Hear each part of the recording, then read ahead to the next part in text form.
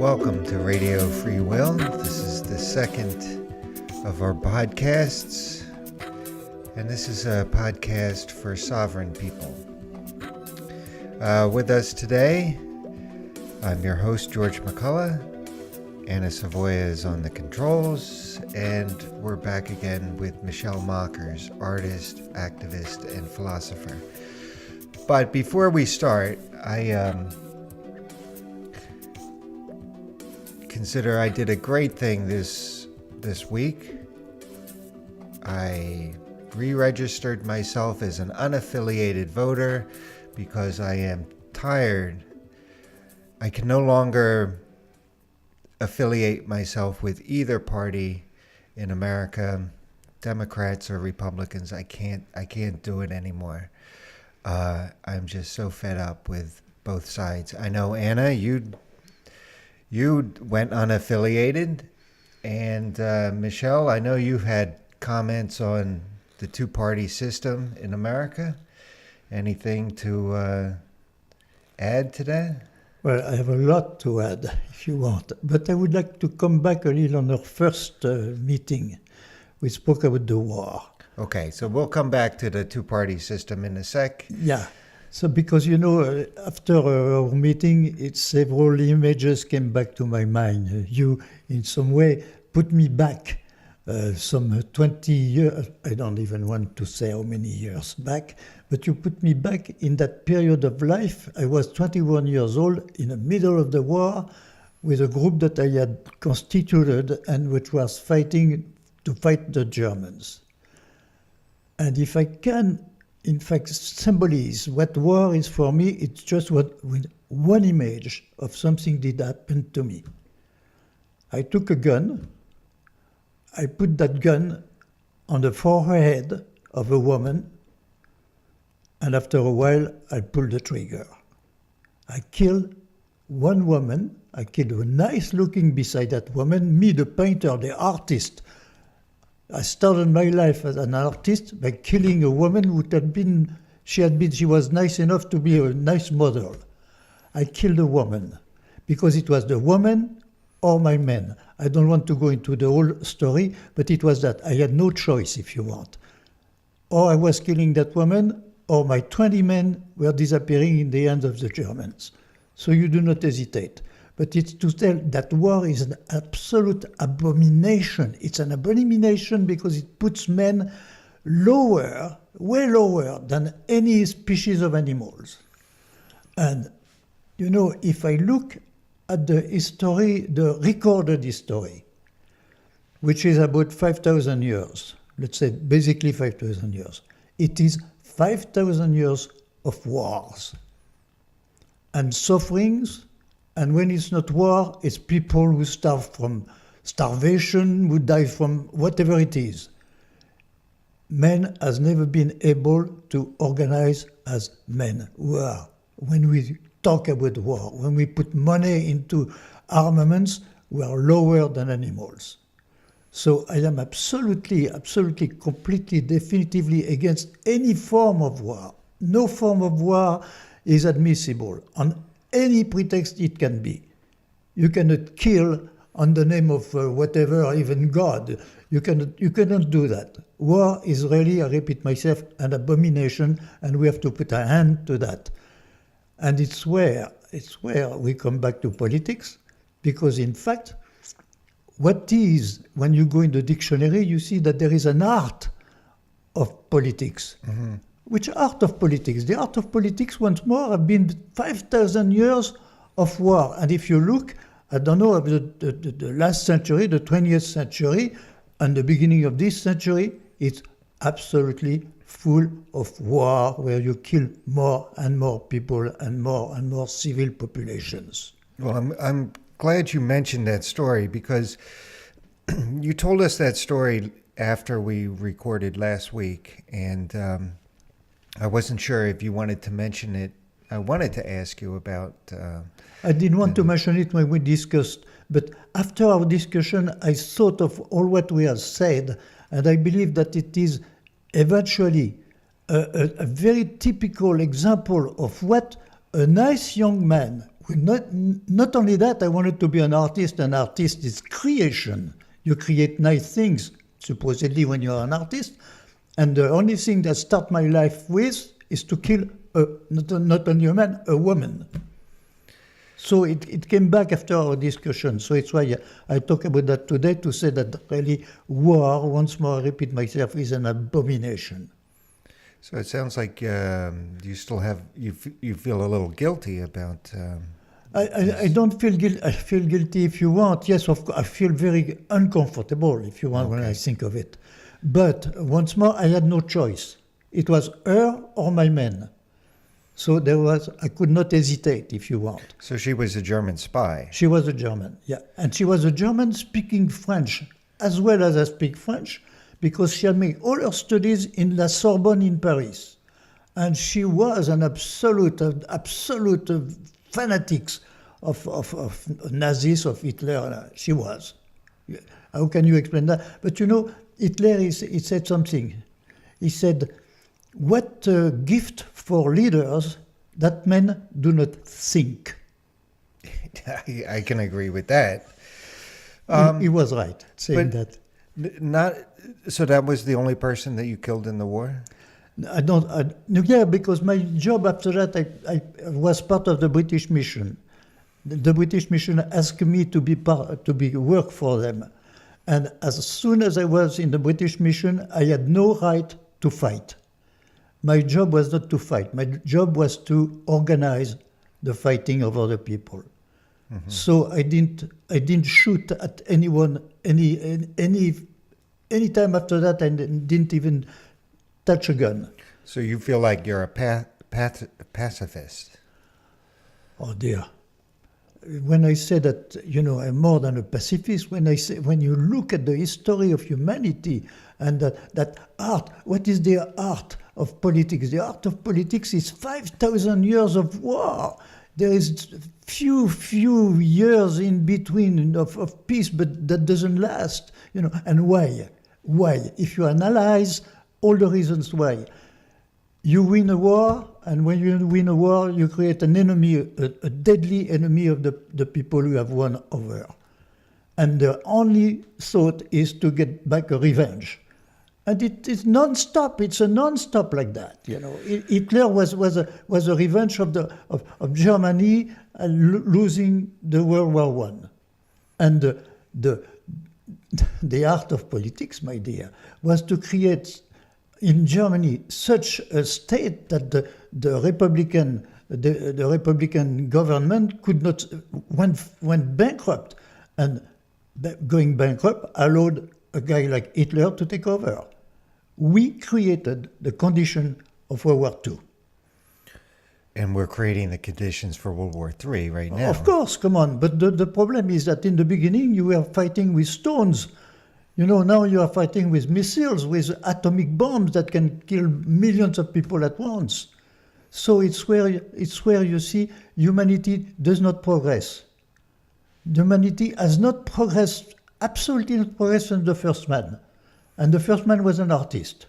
Beside that, he drew on the walls of the cave, and as well as any artist up today. So, you know, we have made the demonstration that man, who is supposed to be the intelligent species, is the worst species that ever existed. Yeah. Well, I know in America, at least since World War II, if not the whole history of America, there's been a war just about every 6 months. America's been in a war. It's never had a time of peace yet. George, look at the budget. America spent more than half its budget in armaments, while you have kids who do not even have a pencil in school, when you're obliged, if you want to be really educated, to buy your education. In the richest country, in the supposedly richest country in the world, you are obliged to buy your education. The most extravagant health system, an incredible health system. So what? More than half the budget goes in armaments. And armaments, more or less, have to be used. And you have all the militaries who want to use the weapons. So since the beginning, humanity has never been in peace. And why do you think that is? You think it's money, lust for violence, wanting to dominate other people, power? You know, there is one guy who said something. He wrote something rather than said something. He said, when I consider the social world around me, what I see is that the rich people make all what they can to improve their, well-being under the pretext of organizing society. All they do is to advance their interest, and even for that, for example, they pay as less as they can, as cheaply as they can, the workers, the poor people who work, they pay everything. All that to improve their well-being, And when that has to be made public, so it becomes made public. The public is the rich and the poor. The poor are involved in the society. And so at that point, it becomes a law. They transform it into a law. Don't you think that it's something that can describe today's situation? I do. Well, it was written in 1516 by Thomas More in Utopia. Means that you see since 1516 absolutely nothing has changed. And that is the art of politics. The art of politics consists at being elected. Then after that, forget it. So what I'm hearing is that politics isn't about change. Politics is about keeping the status quo. Exactly, since centuries. Why did Athens, the Greek miracle, all of a sudden from nowhere came the people in 2 centuries. We were able to create poetry, history, painting, sculpting, architecture, everything, Olympic Games, everything 2 centuries. Why did they collapse? They collapsed because Athens became too demanding on money. It was money, money, money, money. So they wanted to have too much money from the around, towns that they were supervising, let's say, and they died of that because everybody at the end went against them, and they collapsed. And it's always the same things in the whole history of humanity. I call it money, if you want, power, because money gives power. Right. And that's it. And few people are after that, and the others are stupid enough to follow. And why do people put up with it? Because because you have some let's say that you have some men which are very, very entrepreneur, if you want, very, very decided to take over the power, and they do it. They do it by all their blah, blah, blah, by, they promise the moon and 25 cents, and all the others who do not read, are not educated, they follow. So what do you expect from a citizen today in America who has been, let's say, only to elementary school? What do you expect from him to really believe the politics that he is in and to vote? How can you expect guys who are uneducated to be good voters? And it's what happens. Millions and millions are uneducated and can vote. And what do you got to vote for? That's something else. That even is something else. To me, each political party is the exact same. Both want war. Both support the same things, tax breaks for the wealthy. Yeah, but it's always once more, it's always the same story that goes on. You have a certain number, in America you have 2 political parties, and beside that, they manage in such a way that no other party can really can exist. They make it in such a way, they monopolize everything. The television, they monopolize everything. So how do you want to create another party inside of the system? The American system is not a system. the Constitution is just a political way of organizing, if you want, the government. But the Constitution doesn't consider for 1 second, when it said the welfare of the people, not talking of the welfare of the people. There is no welfare of the people. There is just a political machine. And the people elected, and it's where the art of politics is, the art of politics is to belong to that machine. Actually, that's what exists. But beside that, America has no philosophy, political philosophy. The only political philosophy, if I can say so, that exists is the free enterprise. But if you are a citizen, your freedom is inside the laws that society had come out to tell you you can do this, or you cannot do that. So your freedom is included between laws. Now, freedom of enterprise is the reverse of that. It's the freedom to do whatever you want. In other words, to kill the competition. And it's the legal, absolutely legal way to kill the competition.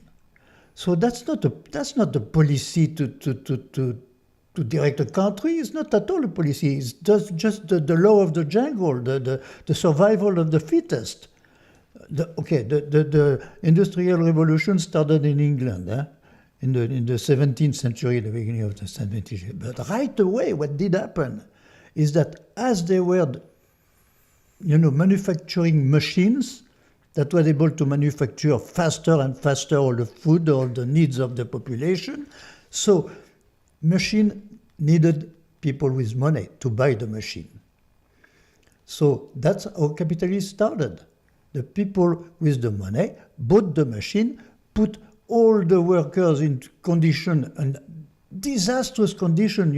There is a Dr. Grappin who said, for the worker today, to live is not to die, because they were packed around a factory and paid absolutely ridiculous and a dirty life. That is the beginning of free enterprise, my dear. And free enterprise is still the only, if I can say so, the only policy of the United States. There is no philosophy, no morality, no nothing at all in that. Absolutely not. Well, I always thought that, speaking of the Constitution, it was always written to protect property. The laws were all designed around property and really not about people. Oh, not at all. When the Constitution says the welfare of the people, it's in the people, blah, blah, blah, blah, blah, and the welfare of the people. They never address the welfare of the people. They never address the economic side of the American society. Oh, but they did make a black person, 2/3 of a human being or something like that. They described them as property of white landowners. Yeah, because the writers of the Constitution were themselves owners of slaves. Right. So they wanted to protect even their slaves, to keep their slaves, because their slaves were cheap, to produce whatever they wanted to produce. But we are a little better on that in the fact that supposedly there is no more slave. But the welfare of the people, the Constitution or the capitalists do not care for 1 second about the welfare of the people. No, not at all. And they really don't seem to protect the rights either. I've been to many, many protests and stuff like that. And they will not, the police force will not protect the rights of the protesters. But if, God forbid, some window gets smashed or something like that, you have the cops all running around trying to protect the property. And, I believe that people are worth more than property. But you know what did happen with the Industrial Revolution, and which is happened, in fact, is the United States also, is that the people who had the money at that time, the main engine was the steam engine, because the steam engine can make any machine running. But the steam engine were expensive. So finally, only those who could afford to have steam engine were the people with the power. They could do everything they wanted because to pay what they wanted to workers, because they had the money to buy the power, the productive power. Now, today you have another danger, which is exactly the same thing, worse. Worse, because I think I know what you're going to say. yeah, because it does not even address only the material. The steam engine was addressing the material life of people. The next danger, which is already in a reality, address not only the material life of people, but the intellectual life of people. And you know what I want to talk about, artificial intelligence and robots. Just imagine, my dear, that artificial intelligence is in the hands of a small group. Oh, they could dominate everything. And you will be maybe not a slave like in the 17th century, but an intellectual slave, because they will own absolutely everything, all the televisions, all the radio, or whatever you want, and you will be every day, every minute of your life, brainwashed. Already, you know very well that the government can know at every second where you are, with your telephone, with your car, with whatever. They can follow you everything. They can know where you sleep and what you eat. What you buy. And what you eat and what you eat. But imagine that the artificial intelligence and robots are in the hands of a small group. And that's the end of it, my dear. They'll do what they want. And you will have no power at the time, because you could eventually, why, it's very nice. Why Karl Marx, why communism? Capitalism created communism. Created communism because when Marx said, hey, workers, we should revolt and, we cannot accept the way they treat us, hey, all the workers were following more or less. The capitalism created the communism, but the capitalism has no way to answer on an intellectual way, if you want. So the only answer of capitalism against communism was guns, as usual. Violence. Because the strongest is the one who is always right. So if you are stronger with guns than the communist, then you are better than the communist.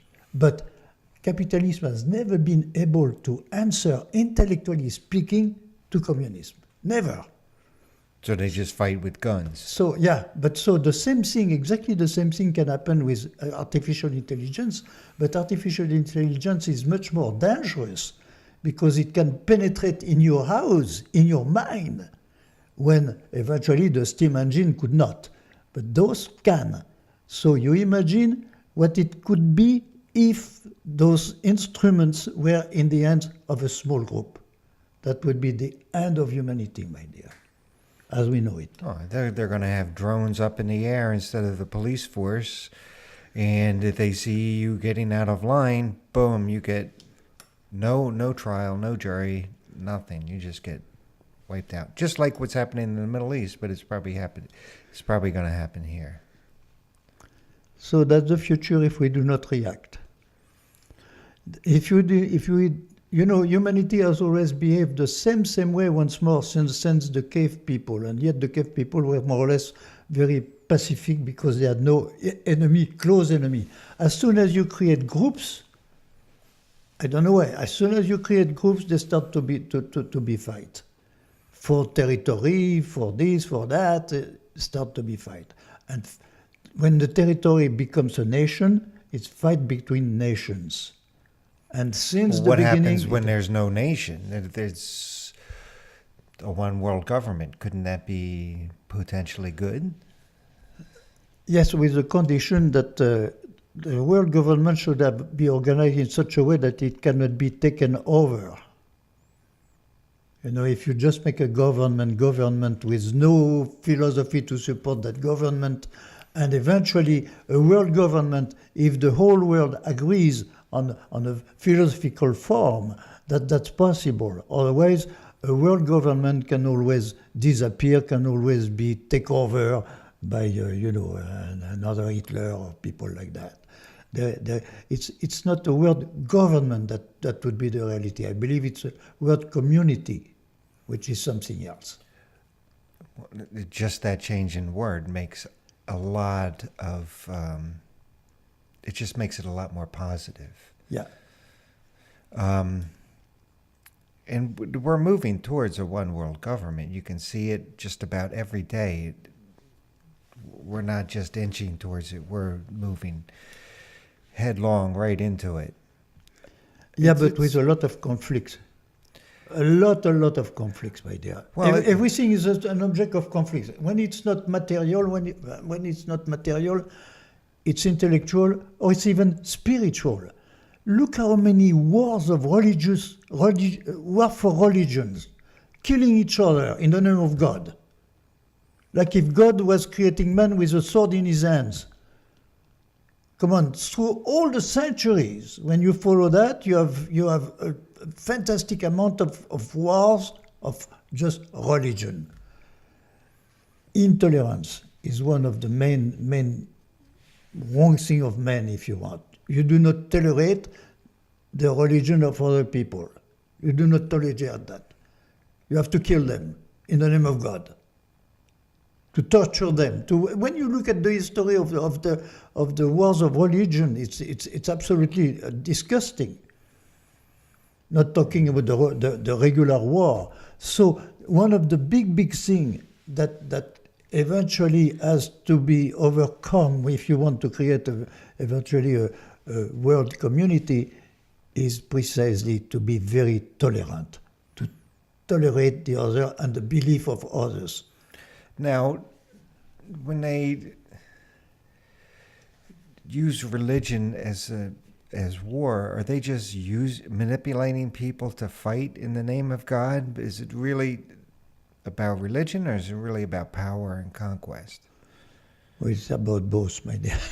It's about both. I believe that as soon as you manipulate a sword, it becomes a question of imposing your will and eventually of conquest. You have, I don't want to go into that type of subject. Maybe, for example, you had papal armies for the Catholic. You had Islamic armies which were invading the whole world if they were able to do it. Like if God once more was preaching that you must kill the people, you cannot convince them with the word, you kill them. So that's a little too simple, and yet at the same time it's a absolute intolerance. You must tolerate. If you want to create a world community, you have to establish some rules of tolerance. Otherwise, forget it. It will be again and again and again fight among men.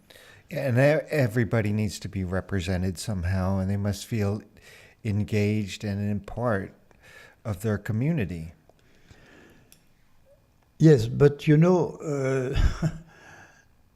and it's where Marx, who was not a philosopher but came out with, said that the world is full of contradictions.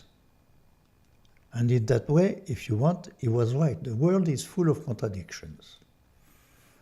But the problem is to know if those contradictions are real contradictions, or only mind contradictions, or if they really exist. And how do you tell the difference? Okay, so for Marx, the progress of humanity was to solve those contradictions. And the only way to solve those contradictions is to have the disappearance of one of the two contradictory. The bourgeoisie is negated, thesis negated by the antithesis. The bourgeoisie is negated by the proletariat. Now you have the synthesis, which the bourgeoisie disappear to become a synthesis which will be the classless society.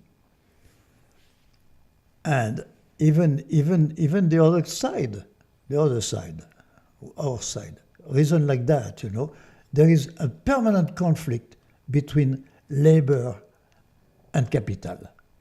And labor and capital are the two things that make that industry can function. Now, labor, capital, I mean, with the always on his side, the police and everything you want, always take over. And in some way it's a contradiction, but it's a man-made contradiction. All the contradiction afflicting the humanity are man-made contradiction. They do not exist in nature. The day and the night are not contradictory. They make a whole day. They are not contradictory. So you cannot suppress one. If you are on the other side, you cannot say, hey, we suppress it. The labor has to go along, as we said, the capital, because it's the capital which has the power. It's the artificial intelligence which will have the power, my dear. It's exactly the same thing. It's always the same thing. Solve the contradiction of the world. But those contradictions do not exist in logic. They exist just because they are man-made contradictions. All the fight of men are man-made reason to fight, nothing else. But when you talk about capital, all that capital, all the wealth from that the 1% have, it's all given to them by the proletariat or the 99%. The resources are just handed over to the 1%. Money or labor is just handed over. I can see a world where the 99% take all that back and just run everything themselves. Well, that's where I don't know if we have the time to go into all what I. In fact, you know very well that I am an artist. I am basically a painter, and I spend years to recuperate or to, if you want, reconstitute the process of painting of the whole painting of, let's say, the Renaissance. Paintings that today you can see in museum, you would say they have been painted yesterday. Because they had a way of painting that had been lost, completely lost by modern painters. So I spent several years to reconstitute that process, and finally I wrote a book called I don't remember the name. The Magnolias of the Emperor of China. Why that title which had nothing to do apparently with the Renaissance in Italy? Because the Chinese were practicing oil painting something like 10 centuries before the Occidental painters. So I wrote that book, and I must say very humbly that book is in the collection of the Library of Congress. But when I finished with that book, another question came through my mind. What is the process of artistic creation? How does it work that in one side you have inspiration, and on the other side, on your table, you have brushes and paints, and you put together a complete abstraction, which is your inspiration, and a complete figuration, or figurative things, which are your brush and pen. You put those two things together. Apparently, they are not at all of the same size, of the same constitution, but they need each other to become a painting. In other words, it's a dialectic between an abstraction and a figuration, and a figurative thing, if you want. So you can do the same thing with society. You can take all the elements of society and create synthesis. So when you are talking about the 1% over there, and the rest of it over there, it's a very, very bad painting. In fact, if you were painting outside of the frame, when you should put in the frame, or you paint 99% of one color, because they own all the money, and you just have a little piece of nothing for the whole population. So that should not exist, my dear. What should not exist is precisely that fantastic, if you want, I'm sure, a ladder or a distribution of wealth. Wealth should be limited. And at the same time, no one on earth should die from hunger. You have millions of people who die, literally die from hunger, which is the shame of humanity.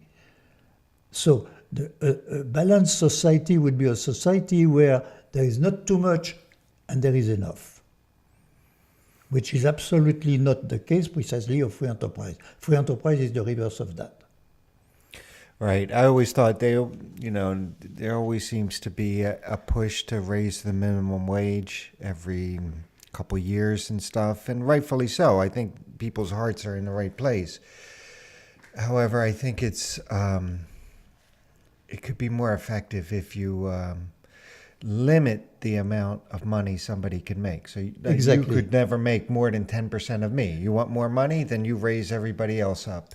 Yeah, you raise everybody else up, or your over money goes back to the Commonwealth. So taxation. Yeah, it means, no, if you will go taxation, if you go over, let's say a maximum that have been fixed as a maximum, all what you make over goes back to the Commonwealth. Not even taxation, bunk. You know the precisely the big problem of capitalism is that some people have way too much when other people don't have enough. It's absolutely unacceptable that, for example, all the kids, future citizens, don't have the same possibility of education. That is absolutely unacceptable. Like it is unacceptable, another thing is the health system. Come on, that the craziest thing on earth is the American health system. That's absolutely insane. So, but at the same time, the armaments have more than half of the budget. So it's where everything is wrong, my dear. I don't even think they could shoot all and blow up all the bombs and everything that they have stockpiled already. Oh no, absolutely not. They But couldn't do it. But it's your money, my dear, which is sleeping somewhere in some the wealth of the people, of the regular people. I mean, so once more, to come back to that society, a society should be limited in both sides. Should be balanced, like a painting is balanced. You know, a painting, there is some rule that balance the painting, otherwise it's not a painting. But so, not too much and enough. That would be in between the two, which have to be fixed, you know, but it will be in between the two. But it is inadmissible that only a small group of people, because they have all the money, in fact can do what they want and impose upon you your way of living. So if that's where we're at now, and I agree with you, everything's out of balance. How do we get to where we want to go? My dear, it's where we have to make, I don't want to use that word because it's a word which is misused. Because the word, a revolution of mind, I don't say a revolution, I am absolutely against any use of any strength. But revolution of mind, what is a revolution in fact? Mechanically speaking, is to make a complete circle. Eh? That's a revolution. That's the revolution that has to be done. And even, I say what even Jefferson himself was not completely crazy, even if he was owning some slavery, he was not completely crazy when he said that the Constitution should be rewritten by every generation according to its needs. It has never been rewritten because it serves too well those who have the money, so they don't want to rewrite it. We have to rewrite it, my dear, completely. And we have to get rid of a system of... It's not a democracy, which has only a two-party system. That's not at all democracy.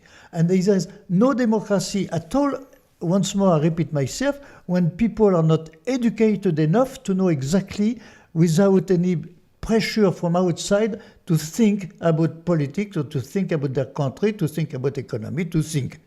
No. But to think, you have to be educated. And it is unacceptable that you cannot educate everyone at the same level.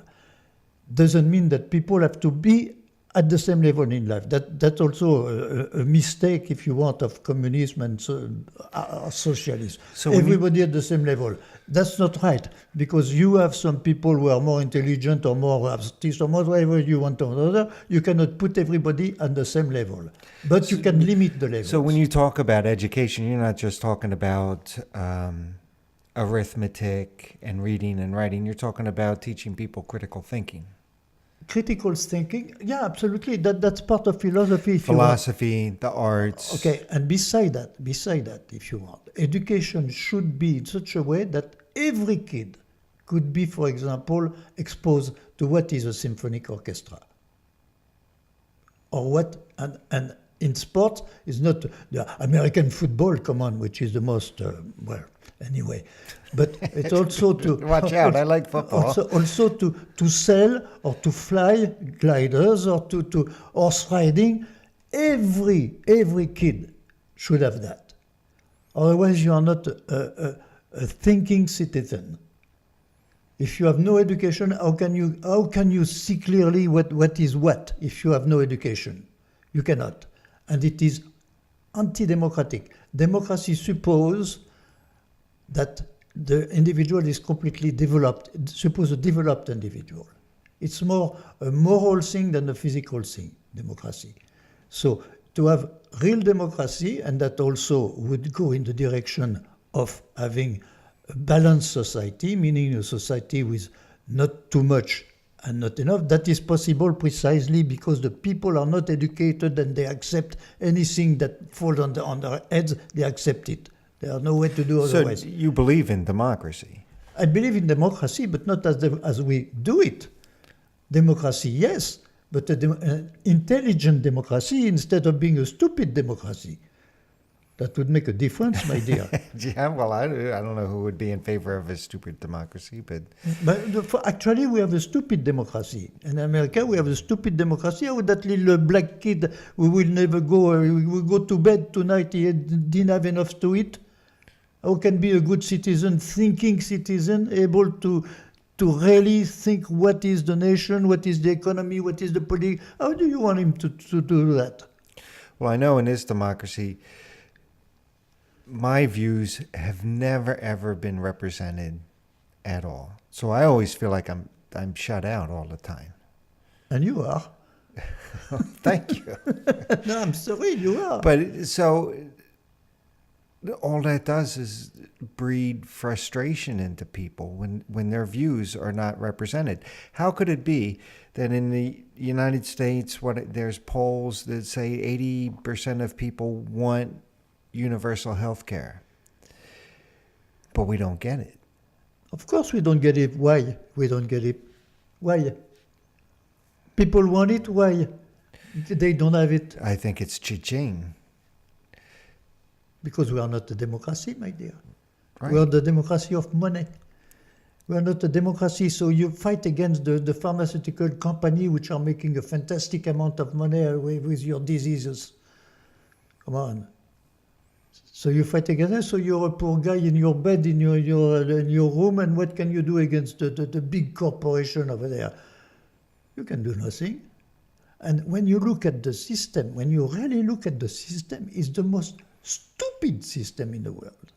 You know, it's the only country where I personally, I've been refused by a doctor, and I was, in bad shape. Let me tell you, you know that I had a stroke in 15 years ago. I remember.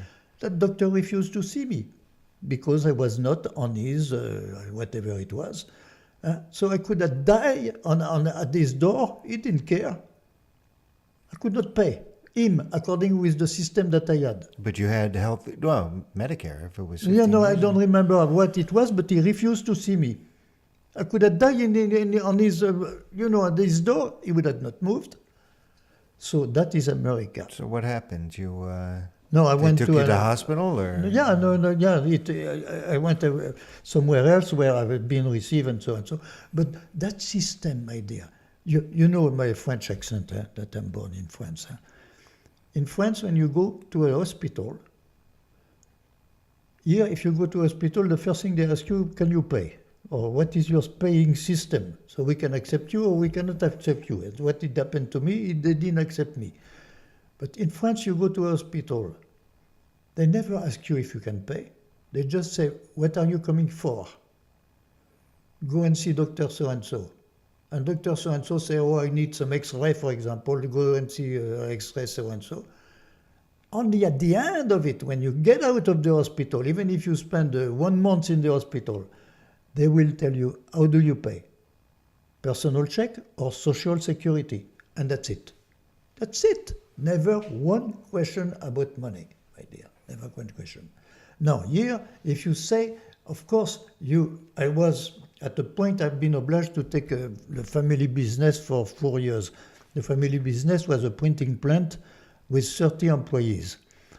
So when you are the printing plant, you have to pay. Here in the U.S. or in France? No, in France. So I had to pay a tax for the social, for the healthcare. You know, the employer pay a tax, and the employee also on his check has to pay for the. So basically, let's say 30% of your pay disappeared in this and that, and free this and free that, and for social security in France. Now, here I talk about that, and the guy say, oh, you want me to pay for another one we will need? I don't need the doctor. So you want me to pay for the other one? We need the doctor? My dear, that is solidarity. And then plus, you never know if that guy himself will. Well, he's going to need it at some point in his life. Point. Plus that complete, what is society? Society is people who are grouped together and which are interdependent. That's the real society. That's the definition of society. Interdependent people. Now, what is society today? It's competitive people. You don't care about the neighbor. If you are stronger than the neighbor, he can go and jump in the lake. You make your money, you make everything you want. So, in other words, we have transformed the concept of society, which is people together, a group of people, into fighting people against each other. And we fight for absolutely everything, including, so I don't want to pay a regular tax on healthcare because I am not sick, and I don't want to pay for the guys who are sick. But I don't understand that argument, because people are paying for their own health care from an insurance company, which is the exact same thing. Yeah, no, exactly. But I say we could have a system where everybody pays, like in France, for example. And the guy refused it because he said, I don't want to pay for everybody else than myself. But he's doing it when he buys health insurance. Yeah, but he doesn't think so far. It's ridiculous because not only are you paying for everyone like you described, but you're also paying for a huge profit for somebody. Because the profits of the healthcare executives. What luck for leaders that people do not think. Yeah. People do not think. You cannot, basically what is said, you can ask 100 people. Basically, you can say, to be president of the United States, you have to be born in the United States. Ask anybody. I have a feeling we're going to be educated here. Yeah. You have to be born in the United States. I'm sure we go in the street and we ask the question. And everybody will tell you to become president, you have to be born an American. You never read the Constitution. There is a little comma, or if you are an American citizen. And how are you an American citizen? Precisely if you have been naturalized. And being naturalized means that you have absolutely all the rights of somebody who is born here, and not only you are considered as a native at the time when you are nationalized. In other words, all the people who say, you have to be born an American to become president, they have never read the Constitution. Or if they have read the Constitution, they don't understand what they read. But it's all the Constitution people that are saying that you have to be a U.S. citizen. Yeah, or Oh, you you are have born, to be a U.S. citizen. Well, or that's you, what he you, was or just you saying. are born. You are born. If you are born American, born in America, or if you are, and that's the exact word of the Constitution, or if you are an American citizen. Don't say you are born in America. You are an American citizen. It's the first line of that paragraph of the Constitution. So you've studied the Constitution. So yeah, so I even said that to a lawyer who said, "You sure of what you're saying?" I say, "Please read the Constitution." Did you win any money from that He argument? didn't know that, and you can take the Constitution. You have to be born in America or be an American citizen, which is when you are naturalized. So once more, how do you want that little kid who practically has the minimum of education, how do you want him to be a good voting citizen? No way. So in America, I should say at least half of the people do not vote. Half of the people do not vote. I've often thought about not voting because it generally frustrates me a lot. Most of the time, I have no idea who's on there, and I consider myself fairly well read.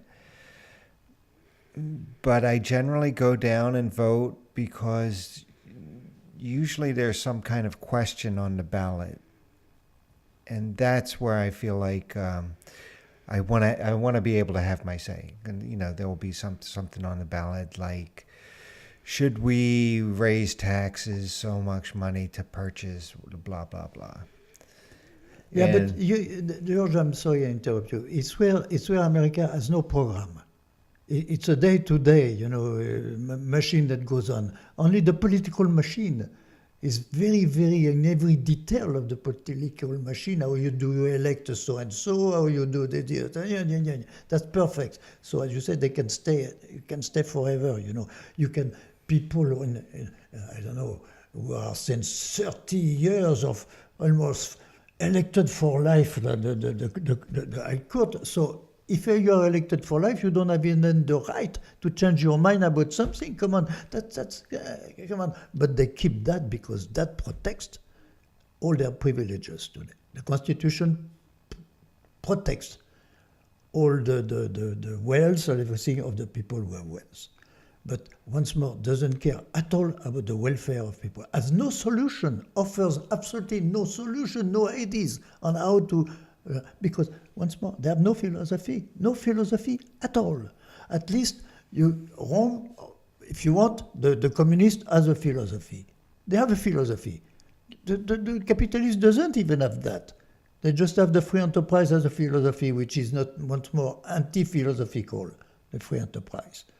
So that's where we are living on that. We are living on that with people who are uneducated, not even able to read the Constitution. So where are we going? well, I don't want to leave people with this cliffhanger, but we are running out of time. We've gone about an hour here, and hopefully you'll come back and we'll get more into it. I feel like this podcast has been a little bit all over the place, but it's a learning process, right? Yeah. Anna was real quiet today, so hopefully she'll get more involved as we go along. So I maybe have to come out with some ideas. I said that I wrote the how you paint, and I wrote the dialectic of the arts. Now the dialectic of the arts can be applied to politics, and that Right. eventually we can talk about. We're going to talk about that because we are positive people here, or at least we Yes, like to think that we're positive We people. are just saying negatives. We say a lot of yeah. But I mean, I don't think you could live as long as you have and have the spirit that you have without being a very positive person. Yeah, to look at what goes wrong, you have to be positive. Otherwise, you accept it. I agree. But to want propose change. some positive, you have to know against what you are dealing. So that's what we did today, in fact. Now the next The next things would be to be more positive and come out with solutions, our solutions, or proposal of solutions. All right, so if folks listen to us next week, we're going to get into the art of the dialectic. Yes. And so join us next week. This has been Radio Free Will. I've been your host, George McCullough. With us today was Michelle Mockers, and on the controls, Anna Savoya. See you next week.